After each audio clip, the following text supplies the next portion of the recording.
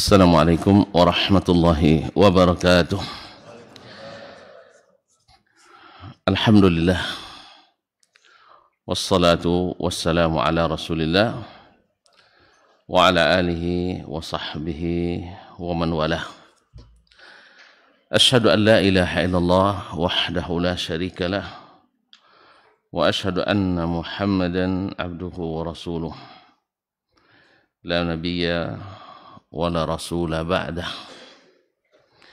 Ya ayyuhalladzina amanu taqullaha haqqa tuqatih wa la tamutunna illa wa antum muslimun. Ya ayyuhan nas ittaqu rabbakum alladzi khalaqakum min nafsin wahidah wa khalaqa minha zawjaha wa batha minhuma rijalan katsiran wa nisaa'a. واتقوا الله الذي تساءلون به والأرحام إن الله كان عليكم رقيبا يا أيها الذين آمنوا اتقوا الله وقولوا قولا سديدا يصلح لكم أعمالكم ويغفر لكم ذنوبكم ومن يطع الله ورسوله فقد فاز فوزا عظيما أما بعد فإن أصدق الحديث كتاب الله وخير الحدي حدي محمد صلى الله عليه وسلم وشر الأمور محدثاتها وكل محدثة بدعة وكل بدعة ضلالة. Kaum muslimin, kaum muslimat, hadirin, hadirat, musyahidin, musyahidat, wa mustami'ina wa mustami'at. Bapak dan ibu-ibu, saudara-saudara dan saudari-saudari, serta adik-adik dan anak-anak yang saya muliakan, yang saya hormati, yang saya cintai. Alhamdulillah, kita mesti selalu bersyukur kepadanya. Dengan hati mengakui, dengan lisan mengikrarkan, dan anggota tubuh kita melaksanakan, yaitu menggunakan nikmat-nikmat yang diberi untuk mendapatkan ridha ilahi. Alhamdulillah, subuh ini Allah memberikan kita nikmat, menggunakan nikmatnya datang ke rumahnya ini dalam rangka mendapatkan sesuatu yang sangat besar, yang menjadikan amalan orang-orang yang besar untuk menghadapi perkara besar di hari kita bertemu dengan Allah yang maha besar di akhirat atau di padang mahsyar. Semoga salat subuh kita, doa, zikir kita mendapatkan tempat yang diterima di sisinya. Amin ya rabbal alamin. Kemudian menjelang selesai, kita duduk pula sama-sama membahas perkara yang mungkin Allah hitung pula sebagai amal saleh, karena ilmu adalah dasar yang dengannya amal kita menjadi amal yang saleh dan diterima. Tapi hari ini tidak ada batasan, Pak. Ini hari ini cuti bersama. Jadi cuti bersama atau sama-sama bercuti. Alhamdulillah. InsyaAllah kalau yang hari-hari biasa emang ya nengok-nengok jam terus, sekarang enggak, karena jam ada depan sana. Nah, InsyaAllah pokoknya masih semangat, kita maju tak gentar. Tapi kalau sudah loyo terpaksa istirahat sebentar, InsyaAllah ta'ala. Kaum muslimin, salawat dan salam kepada baginda Nabi alaihi salatu wassalam yang sentiasa mengajar kita untuk selalu bersemangat dalam segala keadaan. Karena inna ma'al usri yusra. Kemudian yang kita tunggu dari Allah dalam segala keadaan ada kebaikan. Dapat nikmat, kebaikan. Dapat musibah, kebaikan. Qul hal tarabbasuna bin illa ihdal husnayaini. Mereka tidak lain menunggu dari kita salah satu dari dua kebaikan. Musibah baik bagi kita dan apalagi nikmat. Ma'asyarul kiram.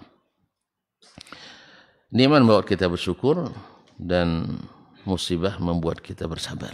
Kedua-duanya amalan yang mendekatkan kepada Allah Tabaraka wa Ta'ala. Kaum muslimin dan muslimat ini rahmati Allah. Oleh itu patut kita untuk selalu di zaman-zaman seperti ini jangan jauh-jauh tapi dekati Nabi alaihissalatu wassalam. Karena semuanya sudah berlaku. Hari ini subhanallah orang kadang ditegur tidak mau. Nabi saja pernah ditegur Allah. Justru saya bergembira. Orang sekarang dinasihati kadang tidak mau. Tapi Abu Bakar saja dinasihati secara terbuka oleh Allah sampai turun ayat kepadanya. Apa dinasihati marah-marah Bapak ya. Jadi tidak. Nasihat menasihati baik tertutup maupun terbuka sesuai dengan adab-adabnya adalah sesuatu yang menghidupkan agama ini. Nabi SAW dalam beberapa sikapnya diluruskan oleh Allah Ta'ala. Itu maknanya Nabi itu maksum. Bila tersalah dan tersilap Allah tegur. Abasa wa tawalla. Abasa wa tawalla. Ya ayuhan nabi lima tuharrimu ma ahallallahu lak. Ketika datang Abdullah bin Umi Maktum, Nabi berpaling sedikit, masa mukanya padahal tidak nampak semua. Kan buta beliau kan. Tapi tetap ditegur Allah. Abdullah bin Maktum takkan mengadu pula dia kan. Ya Allah saya di muka masami sama Nabi. Tidak. Tapi Allah maha tahu. Jangan terulang kembali. Sah? Maka turun ayat abasa wa tawalla. Subhanallah, ini membuka rahasia Nabi alaihissalam. Ya. Tetapi di situ terdapat pelajaran indah bahwa Nabi alaihissalam siap kalau tersalah, siap dinasihati. Masa tentara kalah sama tentara polisi, nah, siap bersalah komandan, iya kan? Siap bersalah gitu. Nah kita juga harus seperti itu. Berani kita. Saya ini berani ngomong di depan tuan-tuan, di depan orang ramai. Saya harus siap juga untuk diserang secara beramai-ramai. Dan buktinya banyak. Ramai yang kritisi. Ya, ramai yang kritisi. Kalau berbobot dan berilmu, alhamdulillah menambah ilmu dan iman kita. Kalau tidak berbobot, menambah pundi-pundi pahala kita. Tidak masalah. Oleh itu kaum muslimin dan muslimat dirahmati Allah, mau tahu selanjutnya khutbah hari ini insyaallah di Pangkinang. Kaum muslimin dan muslimat dirahmati Allah. Oleh itu banyak-banyak kita berselawat dan salam kepadanya supaya kita mau belajar kepadanya dan bila tersalah kita mencontohnya. Kaum muslimin, kaum muslimat dirahmati Allah. Hari ini kita berjanji masalahnya agak pelik sedikit ya, supaya tidak salah paham, maka kita sama-sama memahami. Nah, beransur sedikit-sedikit. Kalau tidak paham, langsung tunjuk tangan saja, tidak ada salah. Ini biasanya kan tidak kan? Sekarang saya tidak paham, tunjukkan tangan. InsyaAllah, seperti kata Imam Syafi'i rahimahullah, "Lau istata'tu an a'timaka ilman la'at'amtuk." Kalau bisa saya suapkan ilmu ini, saya suapkan kepadamu. Nah, kepada siapa dia bilang? Ke muridnya Rabi' bin Sulaiman Al-Muradi. Diulang-ulang 40 kali, tidak paham-paham lah. Padahal dia ulama setelah itu, tapi karena dia sabar dan sabar, akhirnya Allah angkat pula. Sehingga tidak disebut Asy-Syafi'i kecuali Rabi' ikut numpang di kemasyhuran syekhnya. Karena buku-buku beliau, khususnya yang di Mesir, diriwayatkan banyak oleh Rabi' bin Sulaiman Al-Muradi, termasuk kitab ini. Qala rahimahullah.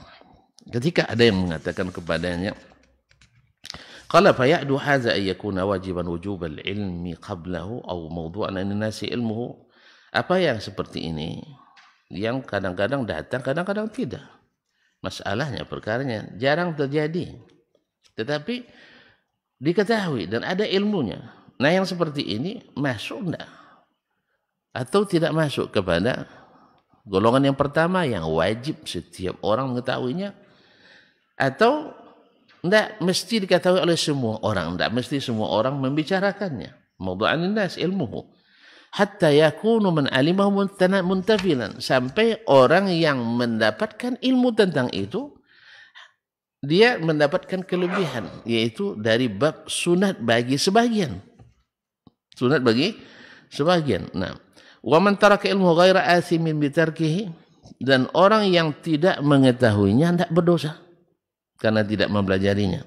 Tidak berdosa tidak. Au min wajhin thalis, atau masuk bagian yang ketiga, jidunahu khabaran au qiyasan, sehingga engkau datangkan kepada kami khabar, yaitu khabar berita. Berita dari mana? Allah dan Rasul sallallahu alaihi wasallam. Karena kita tidak hadir di masa Nabi alaihi salatu wasallam. Au qiyasan, atau yang secara nas tidak ada tapi secara qiyas bisa kita kiaskan kepadanya. Au qiyasan faqultu lahu bal huwa min wajhin thalis.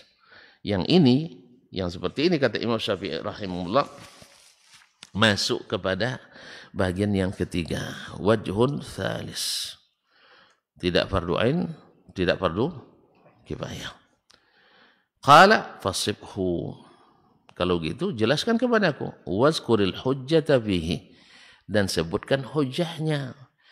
Kalau ada mintanya orang sekarang mengatakan kalau ustadz berfatwa tidak perlu tanya hujahnya, kan ada itu kan? Ya, yang penting kalau kiai dia bicara tidak perlu tanya hujahnya. Ini ngajarin apa ini? Ngajarin ilmu atau ngajarin taklid? Taklid. Atau bila guru kita tersalah, bukan menasihatinya tapi membelanya mati-matian. Ini ngajarin apa namanya? Ta'assub. Fanatisme buta. Sudah taklid buta, habis itu fanatik buta. Enggak. Makanya dia katakan famal hujjah. Sebutkan hujjah.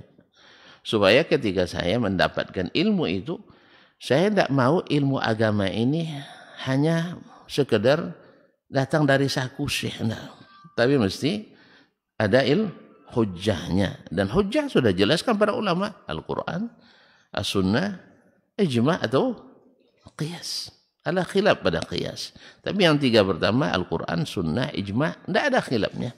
Semua kaum muslimin, para ulama sepakat yang tiga ini hujjah.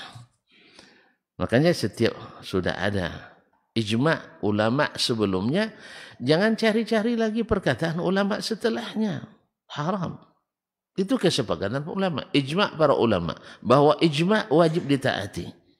Nah, kalau ada sekarang yang membongkar ijma' kembali, habis itu dia bongkar ijma' dengan alasan tidak sesuai dengan zaman kita ini, tidak sesuai dengan lingkungan kita, antum telah melakukan dosa besar.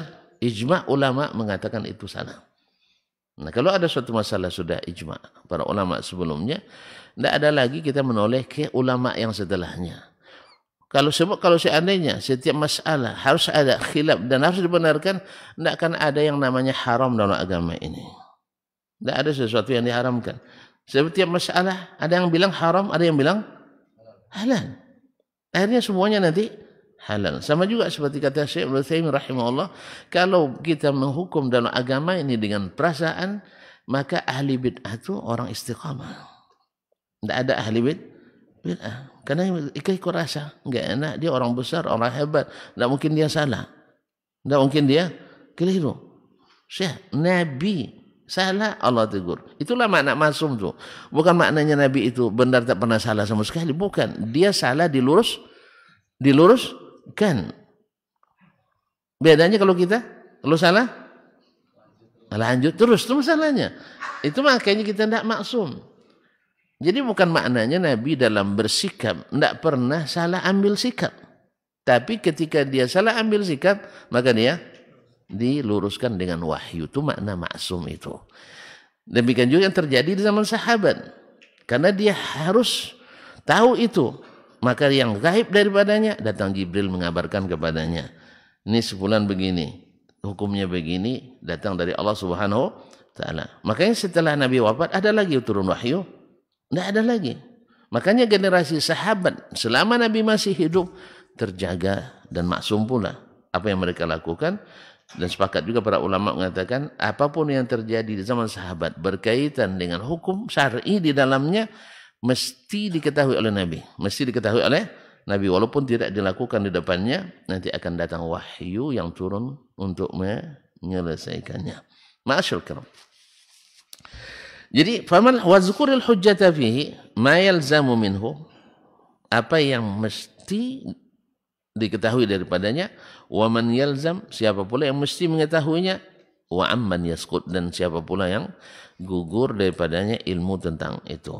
Faqultu lahu, saya katakan kepadanya, saya jawab, hadhihi darajatun minal ilmi laysa tablughuhal ammah. Ilmu ini atau martabat ini, derajat ini tidak sampai kepadanya orang-orang awam. Tidak semua kaum muslimin mengetahui ilmu ini. Makanya kaum muslimin, kalau seandainya nanti banyak orang yang keliru, bukan karena ilmu keliru, bukan dia sendiri, belum saatnya dia berbicara dalam masalah ini. Belum saatnya dia berbicara dalam masalah ini. Ya kita lihat analisa-analisa orang melalui televisi, melalui internet, melalui dan sebagainya, semua bicara tentang masalah besar. Dia sendiri belum pandai cebok dari air besar kadang. Dia bicara masalah besar dalam agama. Subhanallah. Kaum muslimin dan muslimat dirahmati Allah SWT. Jadi ini tidak sampai dikatakan walam yukallafha kullul khassa, bahkan yang spesialis sendiri tidak semuanya diwajibkan mengetahuinya. Sebagian ahli ikhtisas yang spesialis juga tidak mengetahui semuanya, tidak dibebankan untuk mengetahuinya. Wa man ihtamala bulughaha min al khassa fala yasa'uhum kullahum kafatan ayu'attiluha. Dan orang yang bisa mencapainya, ada kemungkinan dia mencapainya, artinya ada kemampuannya untuk mengetahui. Misalnya para mutulabul ilmi, orang-orang yang diberikan masa, diberikan kuasa, diberikan kemampuan, diberikan kecerdasan, diberikan kemauan untuk menuntut ilmu. Ya, di kalangan para ulama atau para penuntut ilmu. Lalu dia mungkin mendapatkan ilmu itu. Fala yasa'uhum kullahum kafatan yu'attilaha. Tidak boleh semua ahli spesialis, ahli ikhtisas, semua ulama meninggalkan mempelajarinya. Tidak boleh. Harus ada yang mempelajarinya. Kalau dia punya kemampuan untuk mempelajarinya. Wa idza qama biha min khassati man fihi al-kifayatu lam yahraj ghairuhu mimman taraka. Bila ada sebagian yang khusus, bukan halayak ramai, sebagian ulama yang khusus, yaitu dari tingkatan yang lebih tinggi, nah, melakukan hal itu, maka padanya terdapat al-kifayah, terdapat kifayah, cukup bagi yang lain. Lam yahraj wa ghairuhu mimman taraka. Orang yang meninggalkannya selain orang yang melakukannya, menuntutnya, tidak berdosa. Minal haraj. Al-haraj adalah al-ithim. Lam yahraj ghairuhu mimman taraka. Harija yahraju, yakni athima ya'thamu. Artinya tidak berdosa selain yang melakukan, yaitu orang-orang yang meninggalkannya. Insya Allah. Insya Allah. Karena ini tidak dibebankan kepada semua untuk mengetahuinya. Jelas? Wal fadlu biha liman qama biha ala man attalah. Tentu saja keutamaan itu diberikan kepada orang yang melakukannya, bukan orang yang meninggalkannya. Bukan orang yang meninggalkannya. Berarti ini masuk martabat khawas. Khawas lagi. Artinya tabaqah, tingkatan khusus daripada ahlul ilmi. Faqala fa'awjidni hadha khabaran aw syai'an fi ma'nahu liyakuna hadha qiyasan alaihim. Oleh sebab itu tolong tunjukkan kepadaku, awjidni, adakan kepadaku khabaran, berita, yakni hadis, aw syai'an, atau sesuatu, fi ma'nahu, yang semakna dengannya, liyakuna hadha qiyasan alaihi, supaya menjadi pijakan untuk dikiaskan yang lain kepadanya. Jadi ketika dia tahu, oh ini padanannya ini, maka ketika sampai suatu masalah ilmu yang tidak diketahui oleh semua orang, lalu sebagian mengetahuinya, baru kita paham, oh ternyata ini yang disebut oleh Imam Syafi'i rahimahullah masuk bagian dari yang hanya diketahui oleh yang subspesialis. Karena ada spesialis, ada di bawah, di atasnya lagi subspesialis. Misalnya spesialis dokter gigi, dulu semua gigi yang tangani. Sekarang ada spesialis urat geraham, ya. Tidak tahu Pak ya? Ya patutlah kita tidak tahu, tidak dosa. Nah. Awak tidak dokter juga, nah. Ya ada spesialis harap ini dan sebagainya. Tahu Pak bahwa antara gigi dengan mata ada hubungannya? Tahu kan? Awak spesialis rupanya. Jadi kalau sudah mulai rabun-rabun, barangkali gigi jarang bukan jarang dicabut. Sudah tidak, mungkin tidak sehat. Tidak sehatnya mungkin karena jarang dibersihkan, atau mungkin posisinya sudah berpindah. Iya kan? Gosok gigi tanggung keras-kerasnya, akhirnya berpindah posisinya. Ini masuk subspesialis. Dokter bedah, spesialis bedah misalnya. Dulu spesialis bedah semuanya, sekarang ada lagi bedah lagi. Iya, dan sebagainya. Demikian juga dalam ilmu fikih misalnya. Ilmu fikih, kalau ilmu fikih biasa, ini mungkin tulabul ilmi, ulama-ulama paham. Tapi kalau sudah masuk ke yang lebih detail lagi, qawaid fiqhiyah, qawaid usuliyah, kemudian al-furuq wa takhrij, itulah laisa orang Pak ya.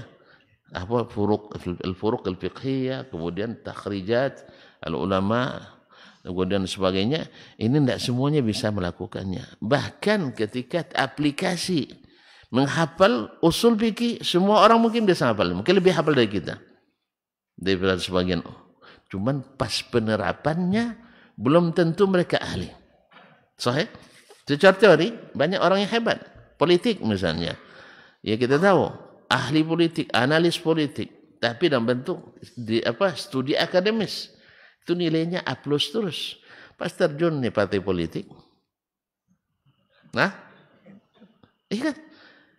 Untuk duduk di dewan aja tidak bisa. Tapi ada orang di strata tidak punya latar belakang politik, tapi masalah punya PT banyak. Akhirnya duduk di tidak tahu apa lah. Tidak tahu. Kadang-kadang tidak semuanya, tapi banyak sekali.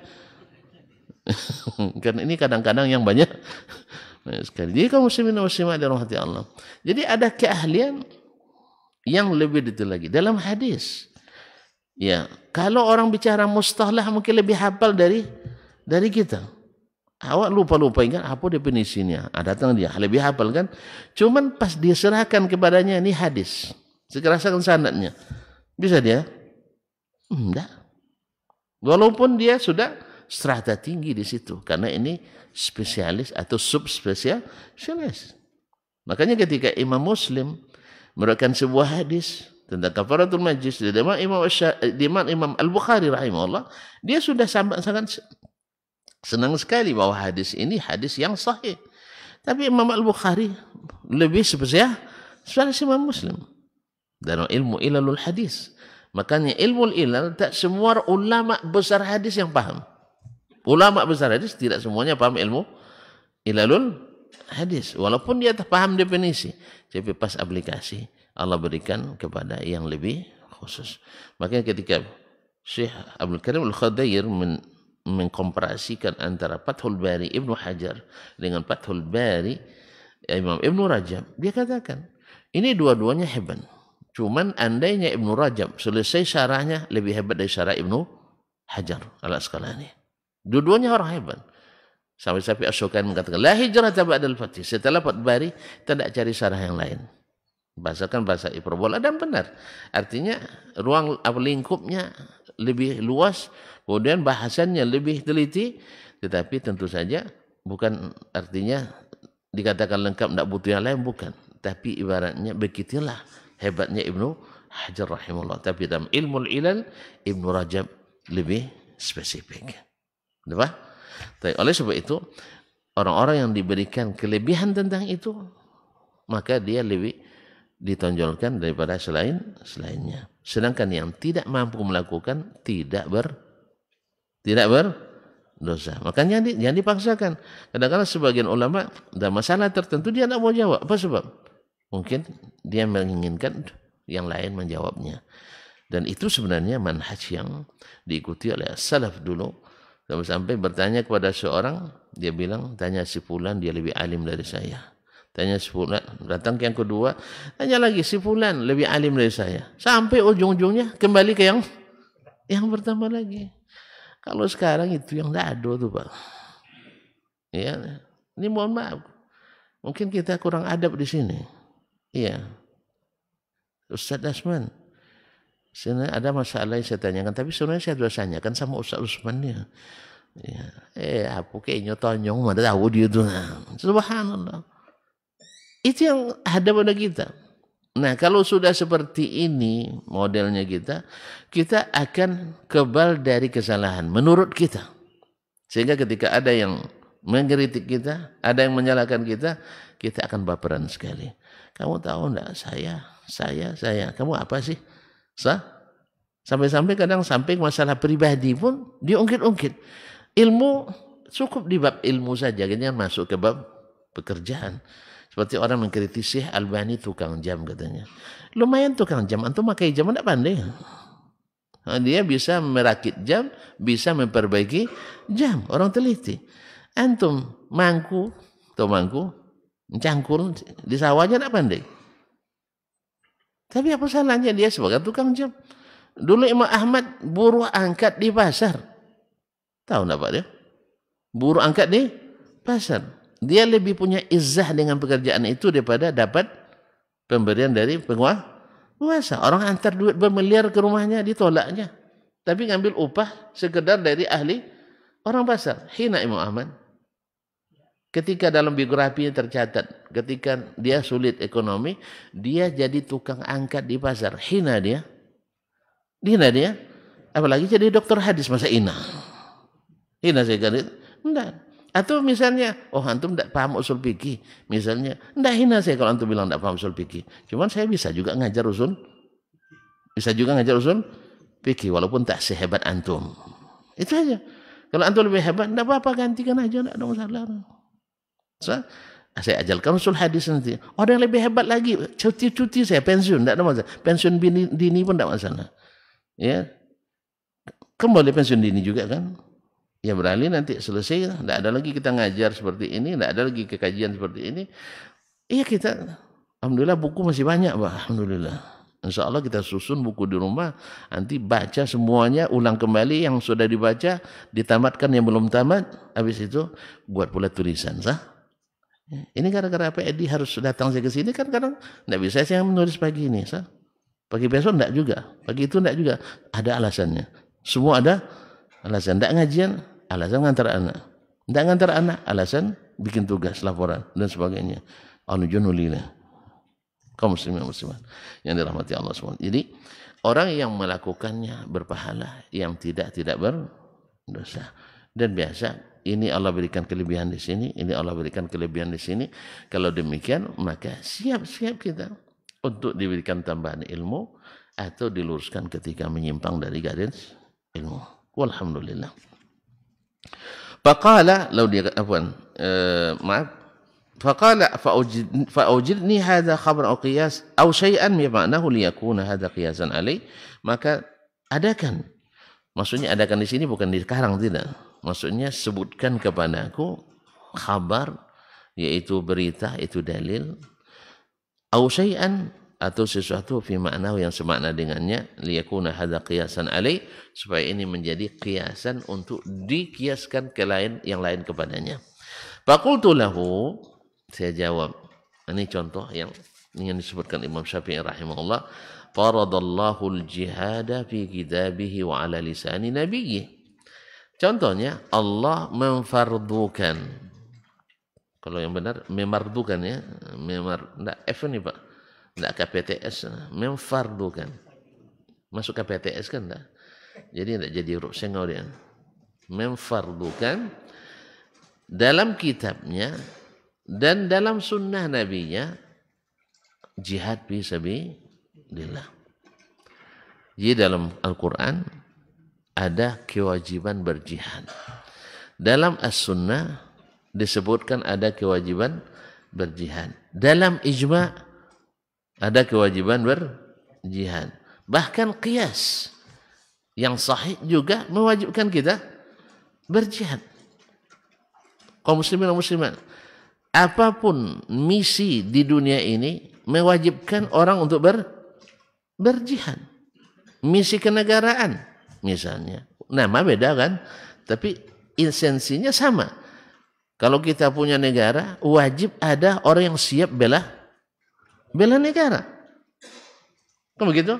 Misalnya di Indonesia kita sebut NKRI, harga mati. Harga mati. Dan dalam Islam membela negara, membela agama juga masuk kewajiban. Cuman bedanya yang bela negara, dia dapat penghargaan dari negara. Yang bela agama dapat penghargaan dari Allah. Mana yang lebih banyak? Mana yang lebih berharga? Penghargaan agama Allah SWT atau penghargaan negara? Tidak tahu mana. Coba tengok penghargaan diberikan pada para veteran Angkatan 45. Berapa diberi? Ada diberi banyak. Rumahnya ada. Kalau ada pun barang RSS. Rumah sangat sederhana. Iya kan? Itulah penghargaan negara pada kita. Tapi kalau penghargaan Allah, enggak. Rumah mewah di surga. Oleh sebab itu, siapapun yang punya kesempatan bela negara, jangan lupa lillahi ta'ala. Itu aja masalahnya, supaya tegak kalimat la ilaha illallah. Supaya apa? Di negara dapat penghargaan, di Allah dia angkat setinggi-tingginya. Sehingga kalau lillahi ta'ala masuk surga tanpa hisab. Di sini pentingnya kita mempelajari hukum jihad itu. Jangan dia larang untuk orang-orang belajar hukum jihad. Karena jihad itu menambah semangat berkali-kali lipat daripada sekedar membela suku, membela nasionalisme. Jadi kaum muslimin dan muslimat dirahmati Allah SWT, negara itu akan terjaga dengan orang-orang yang punya semangat jihad. Negara itu akan aman dengan orang yang bersemangat menggunakan jihad. Nasallallahu alaihi wasallam. Jadi kaum muslimin dan muslimat dirahmati Allah.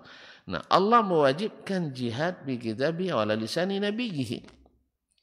Thumma akkada an-nafira minal jihad. Kemudian dikuatkannya dengan perintah berangkat berjihad. Faqala, Allah berfirman, innallaha ashtara minal mu'minina anfusahum wa amwalahum bi anna lahumul jannah. Sesungguhnya Allah membeli dari orang-orang beriman jiwa dan hartanya. Allah yang beli dari kita jiwa dan harta kita. Apa itu? Bi anna lahumul jannah. Apa yang dibayar harganya oleh Allah? Surga. Berhitung kita sekarang. Wih, mau berhitung. Kalau Allah yang beli, mahal apa murah? Mahal sekali. Baik, sekira tadi. Kalau negara atau manusia yang beli, kita dihargai berapa? Nilai 1 jiwa di negeri kita ini. Misalnya bunuh orang, lalu ditebus, berapa tebusannya?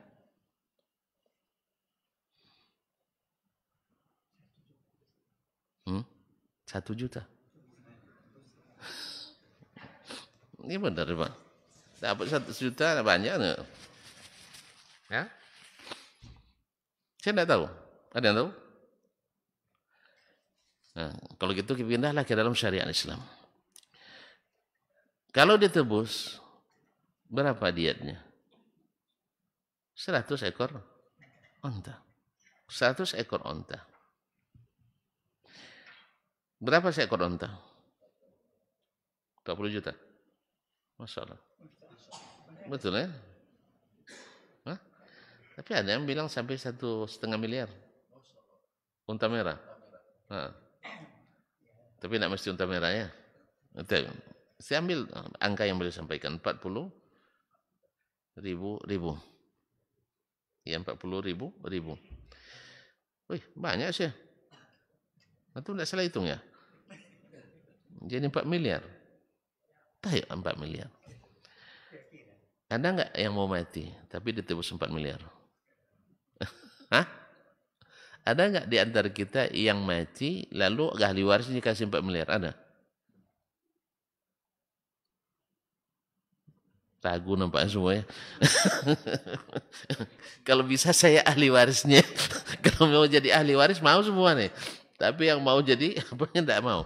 Padahal mahal loh 4 miliar ya. Baik. Sekarang 4 miliar kalau kita beli mutiara berapa dapat? Sebesar ini. Sahih? Sebesar ini. Taib. Itu harga manusia. Tapi kalau Allah yang beli surga, kan digambarkan tiangnya dari mutiara. Itu tiang sebesar ini bisa jadi tiang nih. Tiang rumah semut bisa nih. Tiangnya dari mutiara, kusennya dari berlian, atap dan apa namanya nih? Plafonnya dari emas dan perak. Tuh mahal enggak? Makanya Islam mengajarkan kita bela negara kita, tapi lillahi ta'ala. Makanya semangat untuk dapat untung besar dengan semangat dapat untung kecil, mana yang lebih kuat? Serius nih tuan-tuan. Ya, mengaji ini semangat kita sah ya? Karena akan apa? Tapi kalau Allah janjikan siapa yang mati dalam pengajian seperti ini diampuni dosanya, masuk surga. Tambah semangat enggak? Tambah semangat. Apalagi setiap pagi selesai ngaji disiapkan sarapan. Bunga itu pun kita kejar itu sedikit. Apalagi setiap selesai makan ada bagi-bagi ampau atau amplop. Semangat lagi. Apalagi kalau seandainya selesai pengajian dapat jodoh. Semangat lagi. Dan sebagainya. Jadi kalau musliman, motivasi besar itu yang diberikan Allah kepada kita. Makanya Allah beri surga. Makanya para sahabat enggak pemalas mereka dalam ini. Enggak minta apa, enggak beralasan banyak. Sampai yang muda-muda yang belum cukup umur belum balik sampai jingkrak jalannya supaya terlihat tinggi, supaya diterima. Kata Nabi, kamu tidak bisa, kamu umur belum cukup, belum balik. Katanya Rasulullah, si fulan memang ahli panah, tapi saya ahli gulat. Nah, kamu ikut juga, umur belum sampai. Iya Rasulullah, saya ikut berjihad. Subhanallah. Yes ya, akhirnya disuruh bergulat, menang dia. Akhirnya diizinkan ikut. Jadi jangan lupa latih gulat ya. Nah, kalau saya sumo misalnya. Jadi kaum muslimin dan muslimat dirahmati Allah. Jadi motivasi. Yang tua-tua juga tidak mau ketinggalan. Antum udah tua. Iya. Tapi saya ingin dapat surga. Cuman tahu tidak tuan-tuan? Mereka bukan semangat membunuh yang diapakan. Tapi semangat untuk menegakkan kalimat Allah. Kalau bisa tak ada yang terbunuh dalam peperangan itu. Kalau bisa. Tetapi masuk Islam semuanya. Tetapi kalau memang harus berhadapan, ya kalau tidak terbunuh ya dibunuh. Ada perang namanya, damai aja lah ya kan. Tidak ada cerita. Kalau sudah masuk ke medan laga, maka semuanya jadi harus menyelamatkan diri. Makanya beri motivasi. Diberikan motivasi. Makanya peperangan dalam Islam kaum muslimin minim korban dibanding peperangan yang dilakukan orang non-muslim. Sebab kita kalau sudah tercapai musuh menyerah seperti yang disebutkan ayat nanti atau mau masuk Islam, dah selesai. Mereka dengan kerajaannya, kita dengan dengan kita. Apalagi kalau seandainya mereka masuk Islam, akhirnya menjadi salah satu dari raja Islam, minimal gubernurnya. Sah? Nah, cuman kadang-kadang kan nak coba dulu adu kekuatan dulu. Nah, itu masalahnya. Tidak mau dia langsung menerima. Sama. Tidak semua orang langsung menyerah, tidak. Karena bagi mereka itu adalah tadi membela keyakinan, membela agamanya, membela ininya adalah harga mati. Tapi orang Islam tidak, membela negara lillahi ta'ala, menegakkan kalimat Allah adalah harga hidup. Saya tidak tahu apa istilah harga mati. Tidak bisa dirubah-rubah lagi. Orang mati tidak bisa dirubah-rubah. Artinya ini loyalitas tidak bisa dirubah. Nah, itu makna harga mati. Jadi kaum muslimin dan muslimat, bi anna lahumul jannah, harganya surga. Karena tidak ada yang lebih daripada itu nilainya. Tidak ada yang lebih daripada itu nilainya. Yuqatiluna fi sabilillah. Gimana? Mereka berperang di jalan Allah. Di jalan Allah. Bukan di jalan kekuasaan. Bukan di jalan kesukuan. Bukan jalan nasionalisme. Tapi di jalan Allah. Apa yang disebut dengan jalan Allah? Nabi yang definisikan. Man qatala litakuna kalimatullahi al-ulya fahuwa fi sabilillah. Siapa yang berperang demi tegaknya kalimat Allah, apa kalimat Allah? La ilaha illallah, dialah yang masuk. Nah, dialah yang berjihad fi sabilillah. Tapi kalau bukan di atas itu maka tidak dinamakan jihad fi sabilillah. Wa'dan fayaqtuluna wa yuqtalun. Allah Maha tahu dan kita juga tahu semuanya. Ini sudah merupakan sunnatullah, fitrah yang tak terbantah bahwa kalau masuk ke medan perang pilihannya hanya dua. Membunuh atau terbunuh. Cuman orang kafir terbunuh masuk neraka, dibunuh membunuh masuk surga. Hah? Masuk neraka juga. Sedangkan orang beriman karena niatnya. Saya katakan kepada tuan-tuan, orang kafir ada yang ikhlas. Kenapa? Ikhlas itu kan lillahi ta'ala. Orang kafir mana berperang lillahi ta'ala. Kan ya. Yang kedua, mesti ikut Rasulullah. Mereka ikut enggak? Makanya amalannya ditolak. Makanya mati, terbunuh, berdosa. Sah? Hidup, membunuh, berdosa. Orang Islam enggak. Karena dia berjihad fisabilillah. Tadi saya katakan, enggak ada ngambil cuti, dia cuti nikah pun enggak. Maka kisah Khabbab, kisah Hanzalah. Masih ingat? Hanzalah malamnya ia tidur dengan istrinya. Ketika pagi datang panggilan jihad, enggak sempat sahur. Tidak sempat mandi junub. Pergi berperang. Akhirnya siapa yang mandikan? Malaikat. Subhanallah. Tidak ada yang bilang ketika datang panggilan, alhamdulillah awak sedang cuti. Awak sedang cuti. Jadi kaum muslimin dan muslimat, padahal jihad yang diikuti itu boleh dikatakan jihad sunat. Tapi karena ada perintah dari Rasulullah sallallahu alaihi wasallam. Dan bagaimana Khabbab, Julaibib, sah? Masih ngasih kisah Julaibib? Masya Allah, tabarakallah. Ya, kaum muslimin dan muslimat masih baru pengantin baru. Kalau kita, masya Allah, cuti menikah berapa ya? Cuti nikah? Atau tidak pernah cuti? Alhamdulillah, mantap tuh. Iya ada. Ada dulu Ustaz di Jakarta tuh. Jadi nikah jam 9, jam 7 sampai jam 8.30 masih ngajar. Iya. Bisa apanya? Besok pagi ngajar juga. Jadi tidak ada istilah cuti baginya. Tidak ada istilah cuti kecuali dengan amal. Ini patut juga dicontoh nih kaum muslimin dan muslimat di rahmat Allah. Ya. Tapi walau ambil cuti juga enggak apa-apa. Ambil cuti juga enggak apa-apa, kan sudah izin resmi kan. Sudah izin, nanti ada pula terdengar sama pemerintah tidak boleh cuti nanti. Bahaya. Tapi itulah dia melihat bahwa sebenarnya cuti itu ada pada amal. Ada pada amal. Dan amal itu lebih menyenangkan daripada istirahat. Maka orang tua-tua kita dulu yang biasa bekerja, di hari tuanya dilarang bekerja, mau dia? Tidak mau. Kan kita di kampung ya, pindah kita ke kota bang ya.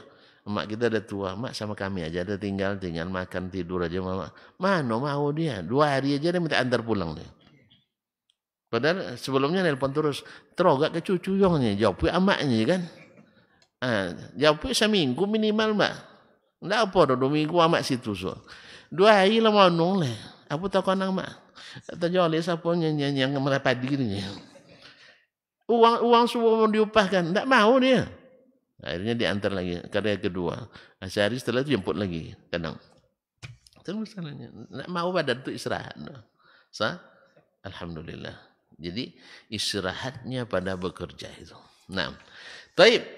Wa'dan alaihi haqqan fit Taurati wal Injil wal Quran. Ini janji Allah yang hak. Di mana? Taurat, dalam Injil, dalam Al-Quran. Apa nak sebut Zabur? Zabur isinya adalah doa dan zikir saja. Tidak ada hukum di dalamnya. Maka tidak disebutkan. Jadi terlalu Taurat, Injil dan hampir juga Zabur dibilang tadi dan Al-Quranul Karim. Dan Al-Quranul Karim. Jadi jihad itu sudah ada di syariat sebelum kita. Jadi kalau ada yang sebagian orang mengatakan jihad itu tidak boleh, berarti dia tidak baca kitabnya. Semuanya sudah ada jihad. Cuman yang dalam Taurat dan Injil sudah dibatalkan. Makanya orang Yahudi, orang Nasrani membunuh orang Islam disebut jihad. Jahat. Ya, jahat karena syariatnya sudah di amandemen, sudah dinasakh. Makanya orang Yahudi Nasrani kalau nak berjihad mesti orang Yahudi dan Nasrani kalau nak berjihad mesti ikut Nabi sallallahu alaihi wasallam, mesti beriman kepada Nabi Muhammad sallallahu alaihi wasallam. Kalau enggak disebut perang mereka sebagai perang jihad. Walaupun mereka nyebutnya perang suci, sah? Tuan-tuan, perang apa nama bagi mereka? Bagi orang Yahudi membunuh saudara kita Palestina, bagi mereka itu perang suci. Ketika perang salib dulu bagi orang Nasrani baginya perang suci, sama. Karena dalam kitab Taurat Injil ada itu. Keyakinan mereka memerangi umat Islam itu adalah jihad juga. Jadi makanya kalimat jihad itu sudah ada. Cuman bagaimana jangan sampai salah gunakan.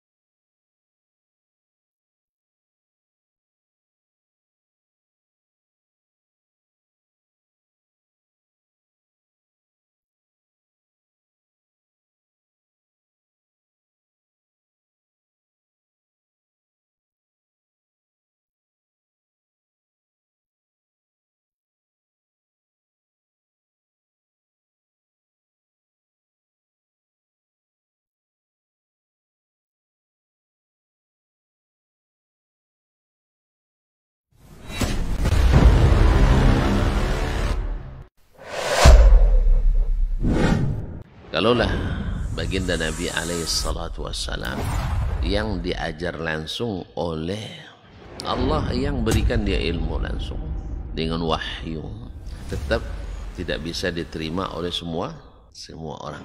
Innallaha la yarfa'ul ilma intiza'an yantazi'uhu min qulubil ibad, walakin yarfa'ul ilma biqabdil ulama.